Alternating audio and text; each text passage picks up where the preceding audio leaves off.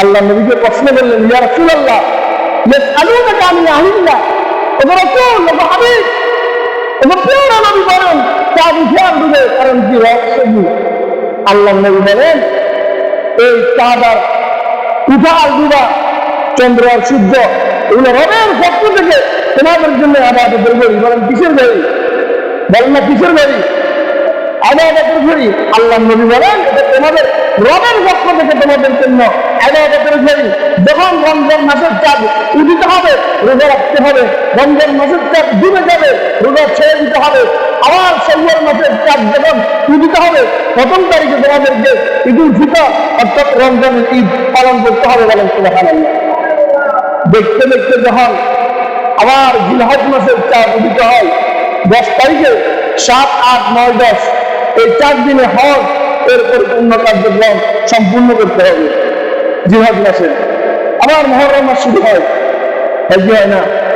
এই যে হয়, এই যে সিস্টেম, এই সকল মাসগুলা চন্দ্র মাস ইবাদতের ঘড়ি। চাঁদ উঠে আমাদেরকে ইবাদতের কথা স্মরণ করা যায়, চাঁদ ডুবে যায় আমাদেরকে আবার ইবাদতের কথা স্মরণ করা যায়। সুবহানাল্লাহ। তাহলে আপনি বুঝছেন নি এই চাঁদ সূর্য কিসের ঘড়ি? ইবাদতের ঘড়ি। বলেন কিসের ঘড়ি? আসেন, চাঁদ সূর্য কিভাবে ইবাদতের ঘড়ি হয়?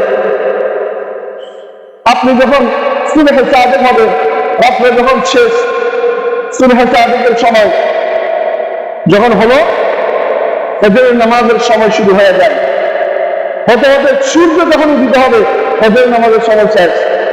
দেখেননি? সূর্য উঠছে ফজরের নামাজের সময় শেষ।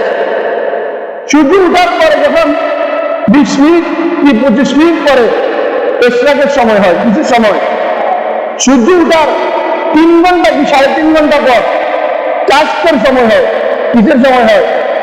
সূর্য যখন মাথার উপরে বরাবর থাকে, সূর্য যখন মাথার উপরে বরাবর থাকে, বলেন সূর্য যখন মাথার উপর কি থাকে? বরাবর থাকে, তখন নামাজ পড়া হারাম, নিষেধ, নামাজ পড়া যায় নাই। সূর্য যখন উঠতেছে ওই 20-25 মিনিট নামাজ পড়া যায় নাই। সূর্য যখন মাথার উপর বরাবর ওই সময় নামাজ পড়া যায় হারাম, নিষিদ্ধ সময়। সূর্য যখন পূর্ব আকাশ থেকে পশ্চিম আকাশে ধরে যায় দৌড়ে নামাজ শুরু হয়। সূর্য যখন মধ্যম আকাশ থেকে একেবারে অস্ত যাওয়া পর্যন্ত মধ্যম অবস্থান অতিক্রম করে নেয়, দৌড়ের সময় শেষ হয়, আসরের সময় শুরু হয়। সূর্য যখন হলুদ বর্ণ হয়ে যায় আসরের নামাজের সময় শেষ হয়ে যায়। সূর্য যখন ডুবে যায় মাগরিবের ওয়াক্ত শুরু হয়। সূর্য যখন ডুবে যায় মাগরিবের ওয়াক্ত কি হয়? শুরু হয়।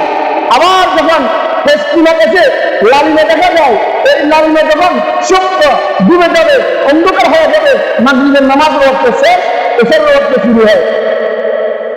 চাঁদ যখন উঠছে উঠার পরে মধ্যম আকাশ পর্যন্ত এশারের নামাজের জামাতে সময় থাকে, ওয়াক্ত থাকে। দেখছেন নি? 24 ঘন্টা বুঝে দিলাম কিভাবে আপনার এই চন্দ্র আর সূর্য এটা ইবাদতের ঘড়ি। আর চন্দ্র যখন পূর্ব আকাশ থেকে পশ্চিম আকাশে চলে যায় তখন তাহাজ্জুদের সময় শুরু হয়। বলেন সুবহানাল্লাহ।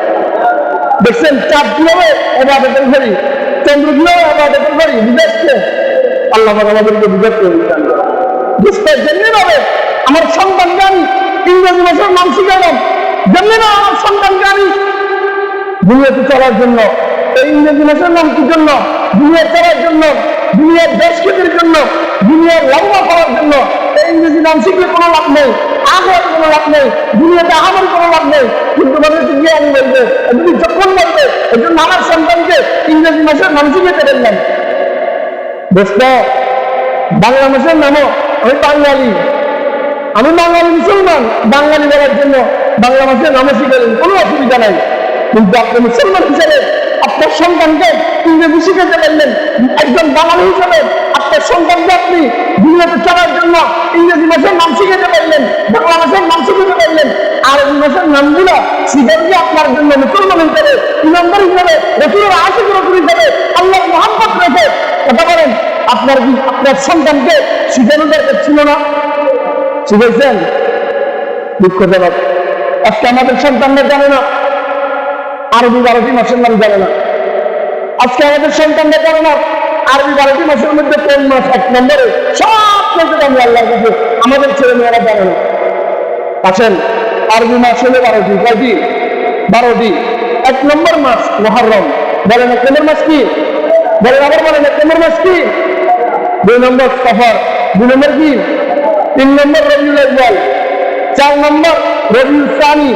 5 নম্বর জুমাদাল উলা। 6 নম্বর জুমাদাল উখরা। 7 নম্বর রজব। 8 নম্বর শাবান। 9 নম্বর রমজান। 10 নম্বর শাওয়াল। 11 নম্বর জিলকাদা। 12 নম্বর জিলহজ্জা। মনে দেখবো এর কয়টা মাসের নাম বললাম? বলেন আরবি কয়টা মাস? ইংরেজি যেরকম 12 মাস, বাংলা যেমন 12 মাস, আরবিতে কত মাস? মুহররম, সফর, রবিউল আউয়াল, রবিউল সানি, জুমাদাল উলা, জুমাদাল উখরা, রজব, শাবান, রমজান, শাওয়াল, জিলকাদা, জিলহজ্জা। এই 12টি মাসের নাম একজন ন্যূনতম ইমানদার হিসেবে, একজন নরমাল মুসলমান হিসেবে আমার আপনার জেনে রাখা, আমার আপনার সন্তানদেরকে শিখানো কর্তব্য, দায়িত্ব হিসেবে, গার্জিয়ান হিসেবে আমার সন্তানকে শিখানো দরকার আছে নাই? আসুন যদি থাকে সামনে আসুন।